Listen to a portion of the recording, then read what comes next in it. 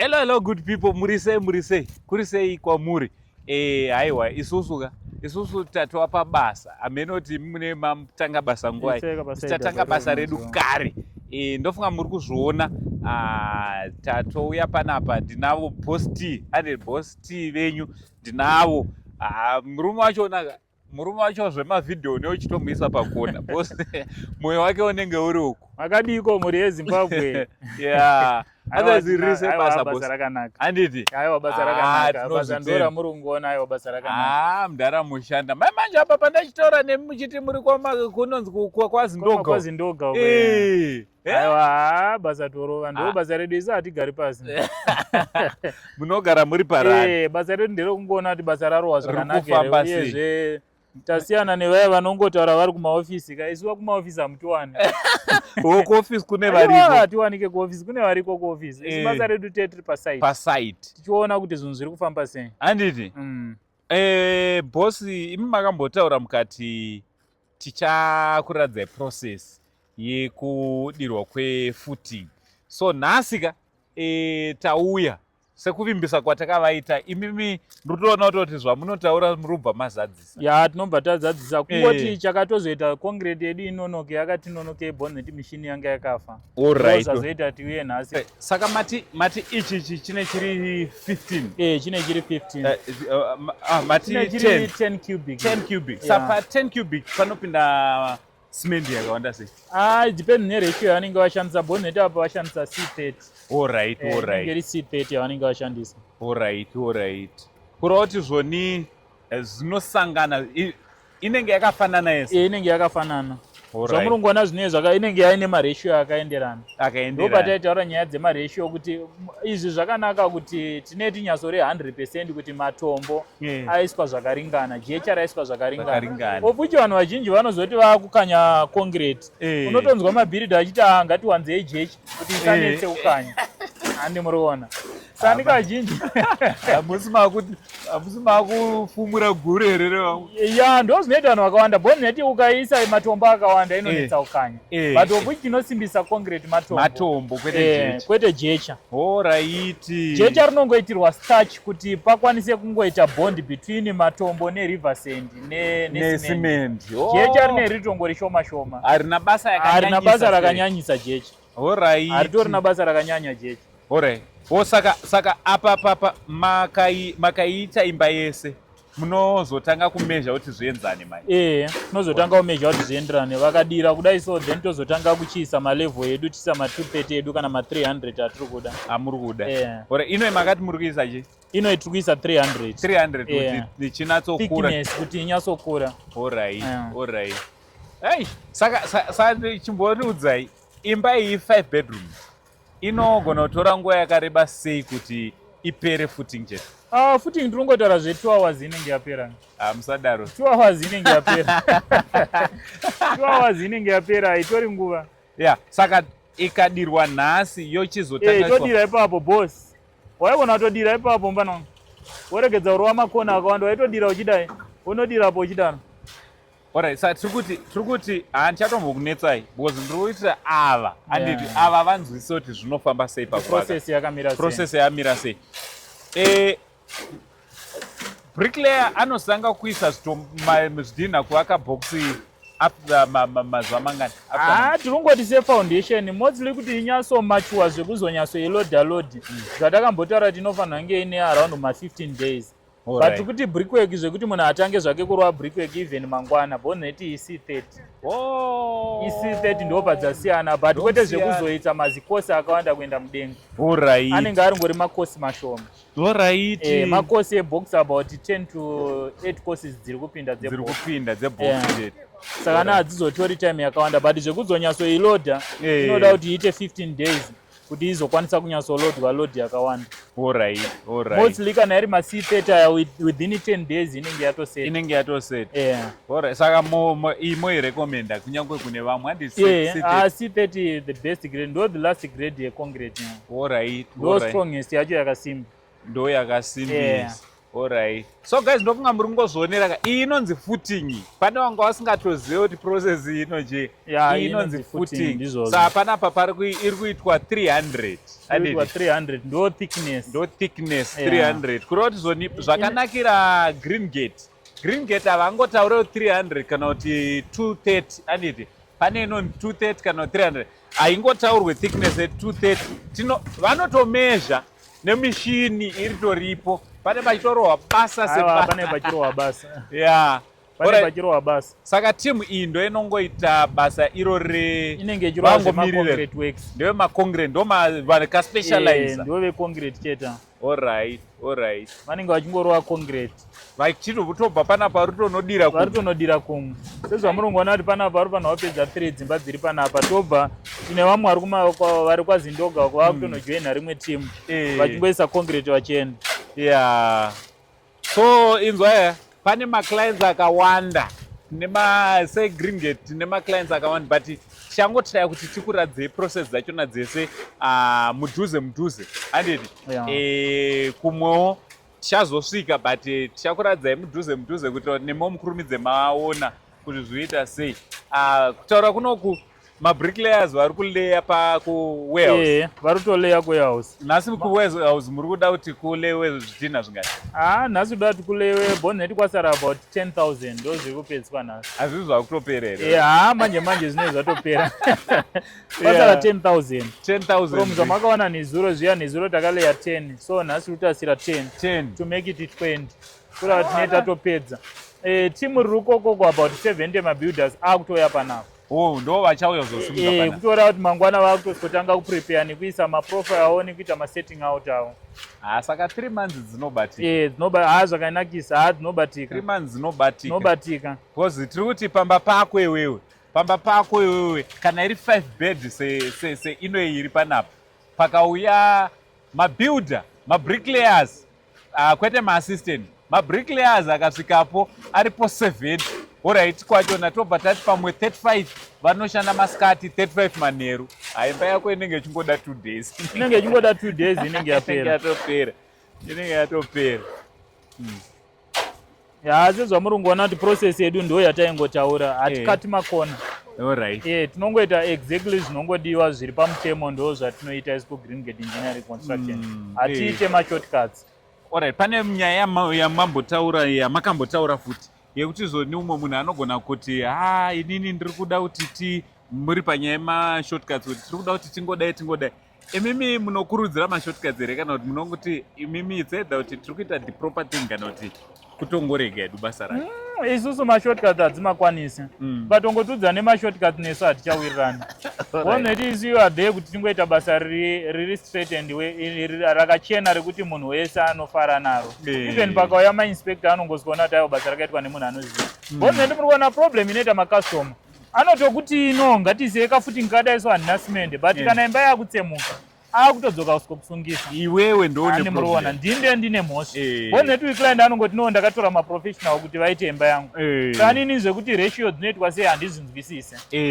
Muroona. Ndaitongotrawo kukatawo makosi. To avoid izvozvo ndongogara ndaudza customer. Bonnet customer yanditsvaga kuti ndiite sacontract wokuvaka imba yake. Kutora kuti iye haziye zvekuvaka. Saka inini ndindofanirwa kutomuudza kuti kana tichivaka tinofanirwa kuita ABCD. Kuti project yedu ibude yakanaka. Handiteerere zvinotaurwa necustomer. Inini ndindotoudza customer in terms of construction. Todai. Customer kwainongomira ichiperera ndiko kubhadhara mari. Ndo kwainoperera kumari chete. Izvo kuti zvinofambiswa sei ndoitoudza customer kuti stage yedu takufanirwa kudai. Stage takufanirwa kudai. Stage takufanirwa kudai. Ndakanzwa comment umwe munhu achitaura achiti dai mabhiridha edu amboteererawo zviri kutaurwa panapa. Because vanhu vanopesa vakuteerera makontractor anopesa akuita fanike iye ndiantori client. Akutaudzirwa zvekuita neclient ane murowana. Nyaya iyoyo inokonzesa nekuti makontractor edu mazhinji mamwe acho haana ruzivo. But isinotokurudzira kuti kubasa reconstruction hakuna munhu anogona zvese. Tinotodzidza every day.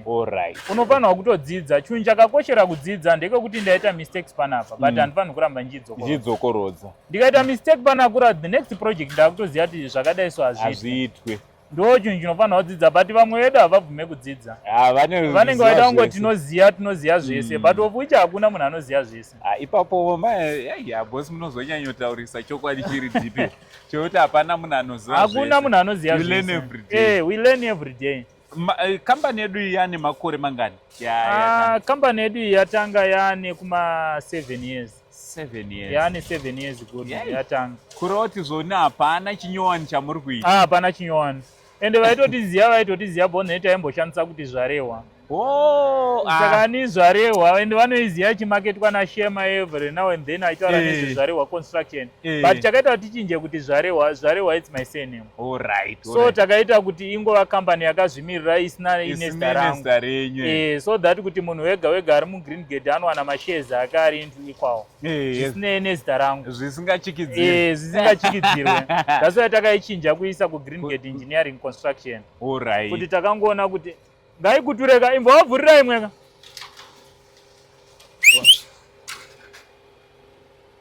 Sanu vazhinji vaitiziva kuti Green Gate kuti zvarehwa construction tizochinja tichiuya kuGreen Gate but chunohwana. Vazhinji vachizwa zvakare kuti Mr Green, ndaona umwe achinyora kuti Mr Green comment Facebook. Ndivava Mr Green futi. So Mr Green ka kurava zvinhu zvachona zvese zvine zviri ngori green, evergreen. Mr Green vanhu vanoriziva nenyaya yekuti taakumagadgets kumasolar nechichi ndo atine taakusupply vanhu. Ndo rangu rekunzi Mr Green but kana tiri kuconstruction hatine rimwe zita redu rekuti zvarehwa ndo zita rangodyarwa nevanhu but vanhu vangodyara kuti Mr Green. It's like Mr Green mazita emashoko edu anoita zvemaelectronics. Iye zvino tiri kuona vakomana vakupedzisa zvavari kuita panapa. Mabricklayers ari kuuya rini? Mabricklayer akutotanga kuuya mangwana kuita mapreparations atachataura kuita masetting out. Then nekutanga kuona kuti marooms edu ari in position here, imba yedu iri in position here. Saka dziri kudirwa dzese dziri 3? Nhasi dziri kudirwa dzese. Dziri kudirwa dzese nhasi dzofanira kutopera bonnet concrete ato-order. Ndoba tachataura sometimes muri kuona kuunza premix the different it's around 2000. Hazvimborina different yakawanda but vanhu nenyaya yekuti vanenge vasina information vanongotyira kure. Vanotyira kure. Kuti mazitrack iwawawo ndimuriona mazitrack anoita sei but of which the different yekukanywa nevanhu inogona kucosta around kuma $80 per cube. Then inoya nemobile inocosta around kuma 130 140 per cube. Some the different haina kunyanya kukura of which itagadzira nhaka. Ende hatifi takadzokorodza. Hamuchadzokorodza. Handimuriona it's once off. Zvasiyana nekuti tambominimiza taita concrete yakadhakwa imba yakutsemuka taakusangana nemaproblems akawanda taakuti hunyoro imba iri kutsemuka yavhurika imba yodonha makosta anopedzisira zvaakutodhura more kutopfuura boneti sometimes zvakachipa kunyaya dzeconstruction zvinopedzisira zvaakudhura. That's why chikurudzira vanhu kuti ngatingoitai zvinhu zviri chaizvo zvekungoti taita it's once off. Muri ipapo pane nyaya yekuti umwe munhu anenge achiti ndoda kuvaka ndipedza. Mungapawo advice yekuti kudii? Umwe anogona tinomboona umwe anodira footing ovaka box otoenda zvachose ozodzoka odira concrete zviri nande zvipi kuita mbichana kana kungoita once off? Chandokurudzira pakuvaka imba inongoda kuti kana uine mari chera hako box rako odira footing osiya wakarivaka. Rongosara rakadaro risina slab.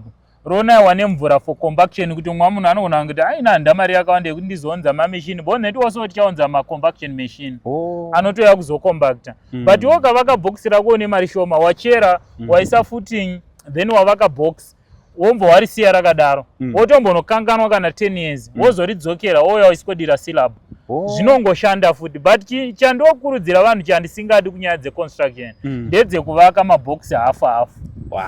Tibatsire. Izosumudza yaimba kuita hafu ma 1 room 2 rooms but pabox ngaringoitwa rese riri complete. That's why mizoona kuti dzimwe dzimba dzinotsemuka paunonopedzira kuti footing yachibatana imwe yakaoma kare imwe inyoro. Sani ipapo pakunoijoinidza ndo pane nyaya. Unless kana maakutoti maisa footing yesimbi ndo inokwanisa kukondinya but kana ari mafooting edu atiri kuisa anonetsa kuti ukondinye. Ende pakuzoti vanhu vachiisa matoothing zvienderana dzimwe dzenguva anonakana nekugarisa kweimba matoothing anenge adambuka. Hapachisina bond yekuti titi imba yedu yasimba. That's why miona kuti imba paune extender inobva yaita crack ipapo. Zvinokonzereswa nekuita hafu. ndikumbira mudzokorodzi nyaya yekuvaka box half because izvozvika pandori nomwe munhu ari kuti ndangowana yebox ye2 rooms ndombosumudza 2 rooms ndozovaka futi dzimwe 2 rooms ndozopesa 3 rooms ipapo natsosimbisai kuconstruction nyaya dzekusumudza maboxi 1 ndo zvatiri kungogara tichitaura kuti ndo zvinokonzeresa kuti imba inenge yawiki inova imba isina kusimba. Ngatitoti isu tawana mari tosumudza box redu ropera. Then box redu rapera totorisiya rakadaro. Then tochizotanga kusumudza chero 1 room uchienda kuti hazvisina problem but tagara tagadzira box remba nekuti ndo patiri kutaura kusimba kwemba. Ndo patiri kuwana macracks ese anotangira pabox. Ndo paari kubva pasi. Ndo panobva macracks ese. Saka ndo patinongoavoida kuti ngatingogara taita zvinhu zviri zvakarongeka pasi. Tagara tati kamari kedu kaya tangosungirira boneti mostly mabox mazhinji anda ma 10,000 bricks. Tangosungirira kamari kedu totenga 10,000 bricks. 10,000 bricks is going for 1.2. Tatoone zvinhu zvedu zvinopedza box. Tongoshingirira torowaka box kedu kopera then tozochisumudza dimba 1 room. Izvozvo zvinobatsira kuti tisasangane nekuzonzi imba yangu iri kutsemuka, imba yangu haina kupinda malevels zvakanaka. Ende ndozoona kuti pamwe pacho pawakavaka box half wakutozorealize wakuda kuripedza wozoona kuti ndakaita mistakes. Box raifanira kunge rakasumuka paground but hazvichachinjike. Boneti already kwatoone imwe structure kuside. Kuti uchichinja wakuona ndopaunoona dzimwe dzimba uchipinda inoita step mukati. Vakazorealize later kuti takaita mistake. Taifanira kunge ground redu rakasumuka 400. Then vakuchiincrease 400 kune imwe space yange yakasara isina kuvakwa. Zvakuchikonzeresa step. Kuti uri mupassage uchifamba unongoona kastep kasingawisika kastep wakushaya kuti step ndeye. Zvinokonzereswa nemabuilder asina kuita zvakarongeka, asina kugara akabata malevel awo.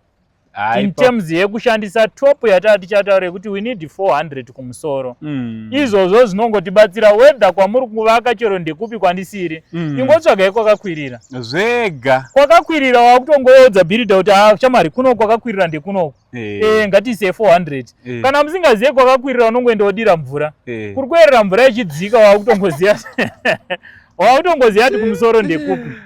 Ndeti kumusoro kotoisa 400. Zvakutodibatsira kuti whether zvise zvatichaita kuzasi tagara taane maheights edu akanaka ekuti mvura haipinde ende ofuchi box redu rasumukawo kudarika ground. Alright. Chimwe chinja ndoda kukumbirai chatichazoita pakupedzisira. Ndofunga chachinje chitu chatati chitoda kuzotaura. Ndakakumbira kuti tizombotaura nyaya yemastands kuti vanhu vanogona kuziva sei kuti stand iyi pakutenga ndizvo chaizvo. Chechipiri chandiri kukumbira kuti tizotaura. Izvozvo handiti tiri kuita footing. Ndiri kukumbira kuti mozombotiudza kuti stage kubva pakuchera kuita zvese zvaitwa nefooting box nekuzoisa syllab kusvika ipapo chete patichazenge takuisa syllab mozongotiudza kuti zvingakostere munhu mari paimba yezera yakadaiwo. Tichazozvitaura hedu patichange tichiita basa. Tozobva ipapo futi kunosvika paroof kuti izvinotikodzera mari zvese muchibatanidza zvese. Because umwe munhu anogona kuti pane mubvunzo umwe unoitika yekuti vanhu vanoti indikangobata mari nhasi chero stand ndiritori nayo pandinonotenga imba cash. Vamwe vanoti aiwa inini zvokutenga imba cash zvinodhura zviri nani kutenga kuvaka ndega. Chii chinodhura kutenga imba iyi kana maipedza kana kuvaka imba iyi? Ndechipi chinonyanyisa kudhura? Takangotarisa panyaya idzodzo dzenyaya dzebusiness kuti munhu angovaka imba yake. Saka nini kana ndavaka imba yangu yakosta 50,000 which means ndinotoda profit pamusoro. Hakuna munhu anovaka imba 50,000 then waitengesa less than 50,000 kana 50 yacho hazviitike. Ukatoona munhu akudaro atoonera kuti imba yandakavaka pane zvisina kumira zvakanaka. Ndo kazhinji zviri kuitika. Umwe munhu ozoona kuti tumarooms andakavaka kana kuti nzvimbo vamwe zvinotori better kutenga imba yemunhu ari kuita relocated, arikuda kuchinja nzvimbo. kana kuti asangana neproblem, kwete ari kungondoda kungotengesa just kungotengesa. Vazhinji vacho vakutengesa dzimba bonnet anenge aona kuti pane maproblems, iri kutsemuka, iri kuita unyoro, for sometimes maroom setup yacho haachaifarire, sanoenda apa kungotengesa imba kuti abeta kuidispose isina kundiitira maproblems akawanda. Zvakangofanana nekumota, ndikaona mota yakundinetsa yakufaifa ndongoisunga zvekuti ndiwane kuiburitsa. Ani muroona radio nyowani ongoisa radio nyowani unozoona mbekeswa tumafitted units tumachiki yakapendwa yakanzwa iso zvekungoti iende ukasvika unobva waongonezo mvura painozonaya ndopo wakuchisangana nemaproblems aunyoro iri kunaya iri kudai maproblems ehopo. Saka tinokurudzira kuti munhu kuvaka imba kwakanaka kuti unonyatsova nemaspecific auri kuda, kuti imba yangu ndoda kuti ivakwe budget yakadai, so imba yangu ndoda kuti inyatsovakwa chaizvo zvamurungoona zvatiri kuita kuti panapa tiri kutenga mapremix concrete. It's not kuti hatizive zvakachipa, zvakachipa tinotozviziva, but because of iproject yangu tinongoita once off. Hapana pandinoramba ndichivaka imba kweupenyu hwese, ndikatongovaka kudai so zvandatodira footing hamuwani ndichidzokorodza kudira footing apo. It's once off. Saka vanhu ngatiregedzei kutiza nyaya dzekuvaka dzimba nekuda kutenga imba yakapera. Munhu wese anongovaka imba anodaisa profit. Kana ndafungaita business rekuvaka dzimba ndichitengesa, ndiri kutovaka ndichida profit. Ende mostly dzimba zhinji ukada kuzotarisa dzimba dzekutenga, vanotori nemubusiness iro rekuvaka vachitengesa, havaise marequirements anodiwa chaiwo. Vanowanza kukata macorners kuti asare neprofit. Boneti remember nyaya yataitaura ndo nyaya yataitaura yekuti munhu anoda mainstallments. But inini nyaya yangu inenge iri pakuti handingaite business risingandipe profit. Kuti ndinobva kunjanja uko ndopinda muno muHarare kungosikofadzo hangu munhu ngoti ndavaka business ndamutengesera ndamuvakira neinstallments ndisina benefit. Hakuna zvinhu zvakadaro. Ndinechitira kuita serious basa ratinoita riri serious, but mimika munozonyaisa kuti nemo. But I think zviri kubatsira vazhinji vari kutovhurika meso kutoti saka apo takapoira apo tiri kurasika. Umwe pamanga kuda kutoita dhiri rakafanana neiri akutokurumidza kuona kuti aiwa rega ndingosiya mari yangu ikwane nditi. Also tichatozopinda tine kumwe tichapinda nekumunda yevanhu. Pane nyaya yemafix and supply ringonzi fix and supply yamuri kuona yatakanyora. Ine nyaya iyoyo tikangoya kuzongobata pakanzi maundikanganisa pakangonzi also we do fix and supply pane nyaya. Ndakukumbira mumbondirega ndimbota ndajikawo mbichana indiri pabasa kandiri kutraya kushanda panapa. Tiri kuda kutoita vanhu vemafix and supply, but onaika havasi kurwadziwa. Bosti vari kuti aiwa toda kuudza chokwadi kuti kana makuzopinda mune zvimwe zvinhu mupinde muchiziva, kana hako uchida kungosiyawo mari hapana kuipa. Ndizvozvo. Saka boss, this is day 2 yeproject yedu patodira footing. So kana unga usina kuona day 1 ari kupisa video rachona rekuti takatanga sei, bosti kuti vakatanga sei. Project iyi ndoda kuti vanhu vazive kuti tichipedzisira project ndeyani, dzimba dzingani dziri kudza muri kuda kuvaka nenguva yakareba sei? Inini panapa ndiri kusumudza dzimba 3 in space of 3 months dzinofanira kunge dzapera. Ndo target yedu. Saka ndiri kutaura kuti izvezvi day 2 pamuchauya ende muri kungoya muchiona progress kuti hatisi kumira. Tiri kungoita zvatinenge tavimbisa kuti day chakati tinofanira kunge tichidai. Kutaridziwa kuti in 2 days pamunouya munofanira kuya muchiwana progress. Ende panapa hatisi vanhu vaya vekuti tinounza mabuilder 2 kana mati paproject. Tinoisa nhamba yekuti basa reclient ripere in time. Hatipo pakugaira maprofits akawanda. Zviri kuita vamwe aiwa hatipo ipapo. Chatiri kuisusu donzo redu nderekuti tikarova mabasa akanaka vanhu vanokupa mabasa. Ende munhu ndinogona kutoudza client kuti izvezvi ndiri busy, ndimirei in short of 2 months 1 month. Client inozvinzwisa why unenge uchiita zvinhu zvakanaka. Saka ukaita zvinhu zvakanaka vanhu vanokutera, nhamba yevanhu inokutera, ende munhu anokumirira. But ukaita zvinhu zvekukeya hakuna munhu anoda kuona muconstruction. Munhu wese anenge aingoti akanzwa zveGreengate unonzi ndevaya. Ende munotori nemacompanies amunoziva ekuti ukangotaura nezvayo vanhu vakuti nhingi iyai aiwa aite siyana nayo. Munawo ndosaka tauya necompany kutaura chokwadi. Inino saangosendi tisati tanga kutaura nezvecompany tinomboitawo background check tichiona kuti chinzwa maclients ichokwadi kuti maclients edu seGreengate mukanzwa takuti edu ndichitotione munhu wese ada kuasociata nechinhu chakanaka aditi ndosa uchinzwa kana umusha umwe achita iwe ndiri muzukuru wakachifika inini nechikonzero chekutoti mukadzi wachifi anoera mutupo wakafanana newo kwasekuru wake akutozoita muzukuru saka nesuwo futika Green Gate Engineering and Construction aiwa tisu tinokupai maservices ekuti munofara basa redu rinotaura rega harina need yekuti ritaurwe nemunhu iro basa rachona rinotaura rega boss vanhu vada kufollowa page redu rakanzi chii page redu rakanzi Green Gate Engineering and Construction I think tiri kutofara vanhu vanotifollowa vakanyatsotfollowa zvakasimba chaizvo muchaona zvatichakuitirai musadaro makutovimbisa zvikuru ka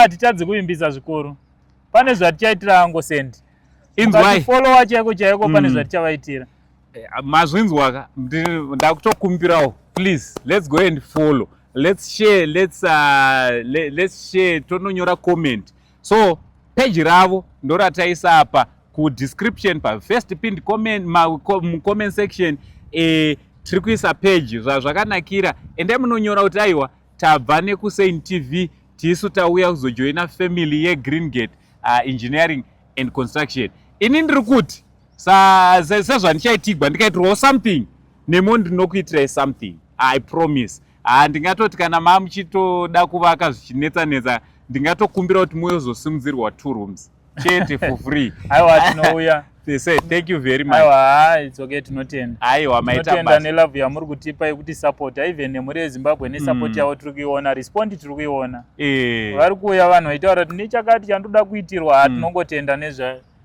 nesupport yamuri kutipa muri yeZimbabwe indotokutendai futi nekuchena ndaingopfeka mazuva ndakupfekawo zvinoonekera ani muri kuona ndakatengerwa inini kubva kutsoka kusuka kumusoro zviri kuoneka kuti ndamunhu wekuconstruction boss ndotokutenda ipapo nekutongotichenesawo hatisi kutongogumira ipapo pamuri kuuya kuno kuti tiri kutokubikai serious tiri kutokubikai zvokuti pamberi apa tiri kuti muvhure kambani yenyu tiite mari tese aiwa chinhu chinofadza bonete the idea nyaya ndeyekungoziva zvinodiwa muconstruction sani pamuri kuuya kunoku it's not kuti muri kungouya kuzoita content nekuti vanhu vazive nekudzidzisa vanhu but also nemi tiri kuda kuti mudzidze the next pamuchataura munema kutoti Green Gate ndakutanga kutoitawo kakambani kangu topusha